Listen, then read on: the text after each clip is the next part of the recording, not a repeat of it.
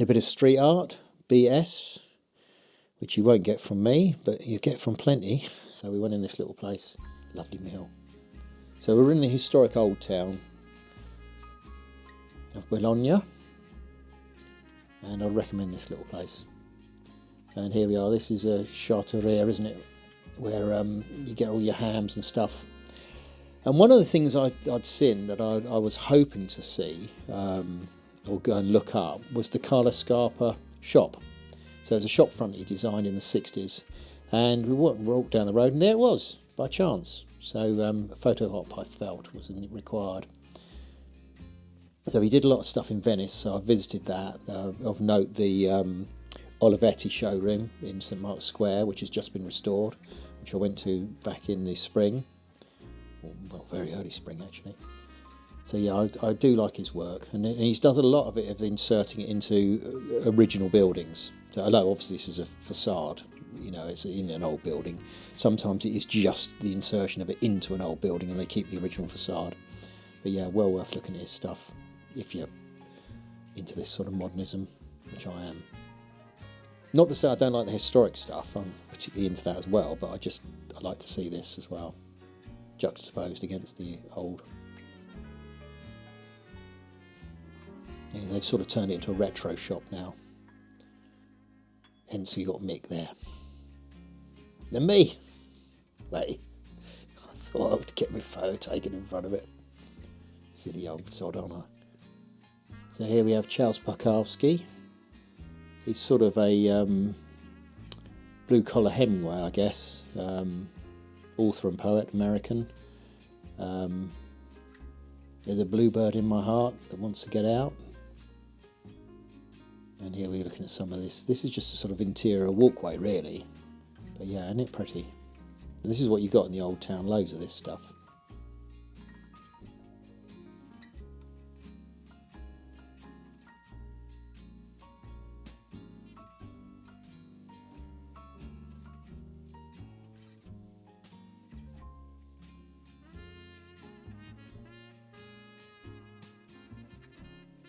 And here we have Neptune. And you recognise on the end of his spear, well, that is the trident. That is the Maserati trident. So Maserati started in Bologna. There's his shadow. I thought that was quite evocative. I'm sure they backlit him on purpose to do that. So yeah, so the trident is the Maserati symbol, as you'll see there. And as Maserati started in Bologna, that was why they adopted that as their sign. So bit of a homage as well, Maserati homage. Now next year I'll try and find the street where they started, because there is a little blue plaque, but I didn't have time for slocking around like that. But there you go, look, there he is, there's his shadow. But yeah, for some reason they got it fenced off. I don't know why. I don't know if that's restoration work or they're trying to protect it at the minute. Normally it's not like that. But yeah, you can see it's impressive, the old town.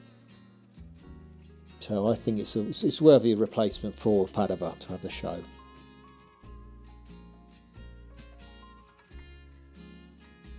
Now this is a little film shop, a little vintage film shop, which was shut, and I didn't have time to. During day hours when it'd be open, I was busy at the show. But I'd like to visit this. I'll try and get in there next time. Marco Di Marco, is that my? Is that what I tell him my name is when I'm in Italy? So here's the famous towers, the Bologna's twin towers, and you can see, or if you can't because it's so dark, you can't really make them out. But yeah, that's a spectacle. So they built one and it sort of didn't work. It started leaning, so then they built the next one. But unfortunately, it's leaning. The new one's leaning, and that's why it's all cordoned off, because they've got monitor equipment. But they've worked out it's subsided recently.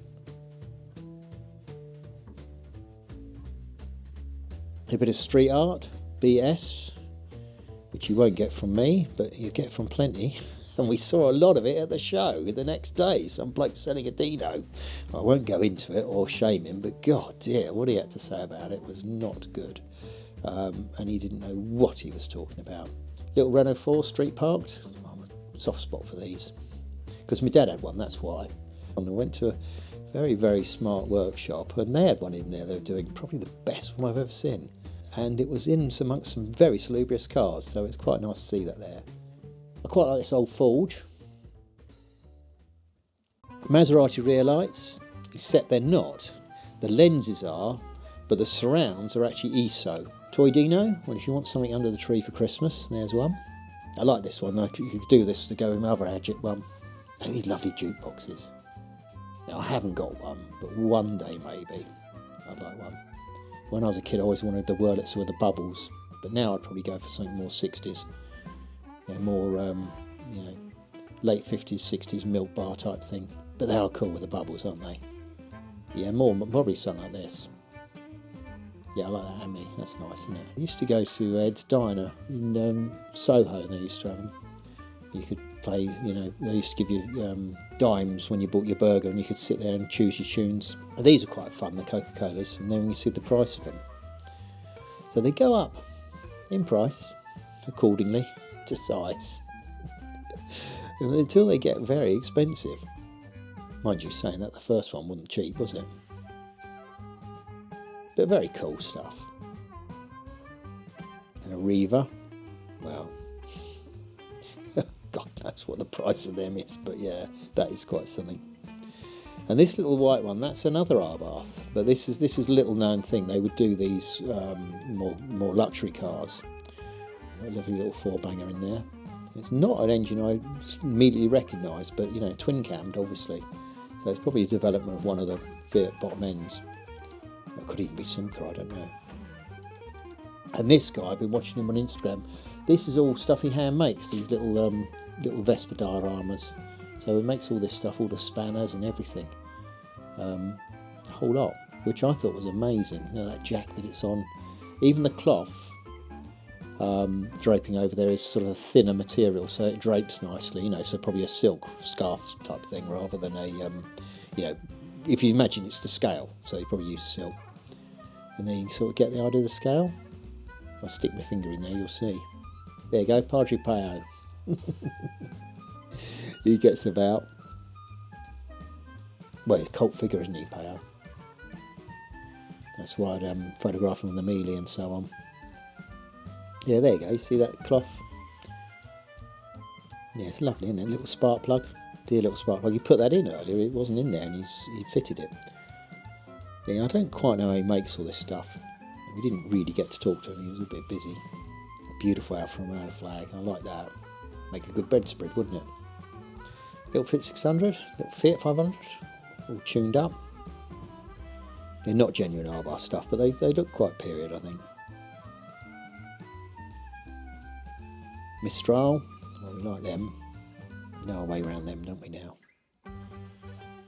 Another Maserati, so a little Maserati motorbike. I like these Alfa Romeo vans. A GTA. Now this is original. You can see the plexiglass is all sort of frosted where it's sold. These is things it's took part in all champions. Well, stuff it won and come second and so on. So this is genuine, and you can always tell a genuine GTA because there's the rivets up through the gutter. So the outer skin on these is all aluminium, fully aluminium, and they have to pop rivet it onto there. So you can tell a proper one like that, and the door handles and all the other little subtle things. But if it ain't got the pop rivets in it, then it ain't right.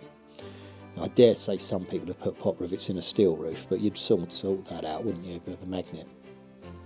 But yeah, I do like these, and particularly something like this that's got history and is original, authentic. You can tell it's not restored.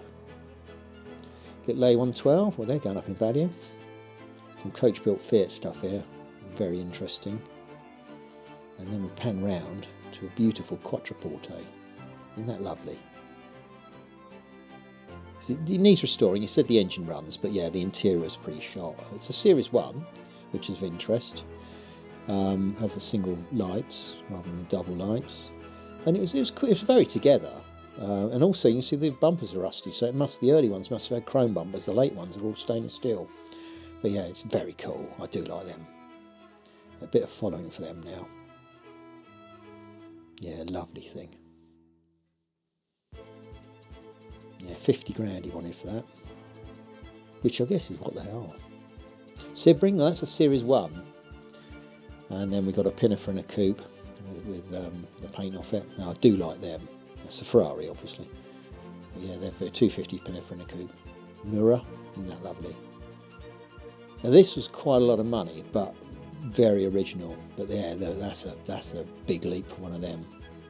Don't know what this is, but I like it. Bit too nice to be a coffee truck, though, isn't it? You see it's got this bit cut out on the back, but I think that's, I don't know if he actually can drive anymore, if that's like a stunt, I don't know. They sit there and drive around and sell coffee, I don't know. So here we are, this is our Steyr Pooch, but this is the TR. So this is the 650 TR, so this is the sporty one. So you can see the peak on the back of the roof, so they don't have the fabric roof like a Fiat 500. You can see the rear hatch is different. Lovely, this sort of winged front, isn't it? Yeah, they're cool. I'm a big fan of them. I quite like this little Jardiniere we've done up with the advertising and the big speaker on the front, you know. Hail everyone, tell them to come along. Now here we are, Simca Arbath. Now I was told the blue ones were 1300s, but this was the Duo Mille, this was the 2 litre. But yeah, isn't it cool? And then a TI, this is the lightweight, so it's like your Lotus Cortina version of them, very coveted. And a Bizzarini, now that is something in it. Now he's having a good look at that Arbath, I don't know what he's pointing at. This is the Connie Lever 350 GTI Spider, which is a beautiful car. And then we got a Mistral Spider. Oh, and in a Mexico. First Maserati I ever saw, a classic one, was a Mexico. First time I ever really noticed one, and someone showed us it, and I thought, oh yeah, it's quite something. And this Guillotine is apparently Scaglietti's one, but I don't know if that's true or not. But yeah, quite cool, isn't it? Yeah, it's a very Italian way of having these weird guillotines on the bench, but yeah, maybe one day. Don't really know what this is, it's Fiat derived, but yeah, amazing bit of coach built stuff. I like them wings on the back. It's almost a sort of valley between them. Cella Arbath, because the Enzo Cella took over Arbath, sort of the competition stuff. And there's a 250 California Spider in gold, very cool. And then a Mura in a particularly acid colour. But yeah, why not? If you can have a Mura, why not have a proper colour on it? Yeah, that's cool, isn't it? Yeah, no, actually that gold doesn't look so good in the lights. And if you're big on Instagram and old Alfa Romeos, you might recognise that lady. If you're not, you won't. I like this Benelli sign. I love the sort of the light bulb, the old Edison light lighting it up. And this is nice, it's Fiat Neon. Cover that. We could do with that in the workshop, couldn't we? And there's a whole bar. So this is a. You'd buy these back in period if you buy your coffee. If you're having a milk bar or coffee bar, you'd buy the whole bar in one go. So you can still get them occasionally if someone's I mean, quite often a lot of coffee shops in Italy still use them from back in the 50s and 60s. They still have these things. But yeah, it's Firma, the guys that make the you buy the whole coffee stuff off them, the whole thing, the whole shebang, the machine, and then the whole fittings could come off them. So yeah, I would, if I ever get to do my little coffee bar in my workshop corner, I'll that's what I want. Città, one of the world's most beautiful cars. It's in the Museum of Modern Art, isn't it? In New York, I think. They chose one as one of the most beautiful cars, and that's when it was new, not when it was a classic. Mistral, I know not everyone thinks it's the world's most beautiful car, but I quite like them. Little Bianchi with a motor on it. I thought that's a cute thing. A Mistral Spider. Yeah, well, we like them too. Yeah, it's nicely restored, this one. This was about, just over 500,000, I think this one was, which is sort of what they're at for a Spider. This guy did it, yeah, he did nice work, very nice work. He was showing some pictures of the work on it. Renault 4, early one, as you know, I covered them.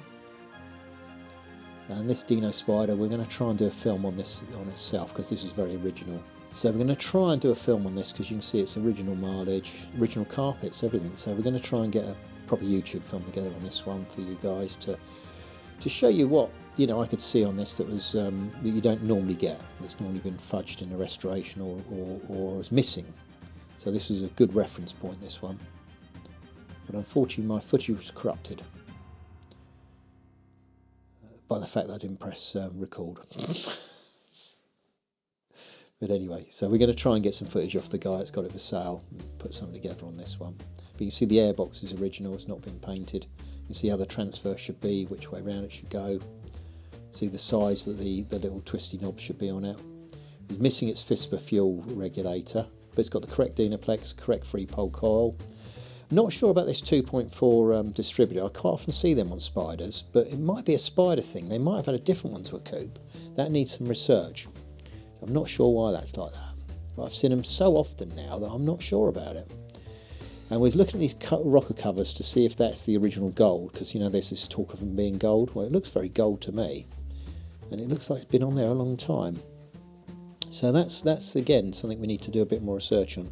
You see the little twisty things on the hoses? You know, it hasn't got Jubilee clips on it. It's got the original twisty twisty clips. So it's very authentic under air, which I think is a bit of a reference point. This one we need more. I could do with getting more footage of this just for information. Windscreen surrounds in good condition. Normally they're shot, aren't they, and terrible. So it wasn't cheap, this car, but you know, originality. Yeah, it's only original once, isn't it? And this, I think, represents fair value for something that is this good. And the only one that puts a mirror underneath their cars on display is proud of what they've got. So yeah, I think it was. It's been repainted at some point, but you know, there's so much of it that was just right and correct. And you know, you could probably improve on it, and then you'd have absolute perfection. But it's that originality that you just cannot repeat in a restoration, you know. And normally it's all missing anyway, isn't it, or messed up. And the coupe, I didn't really look at the coupe. The coupe was good too.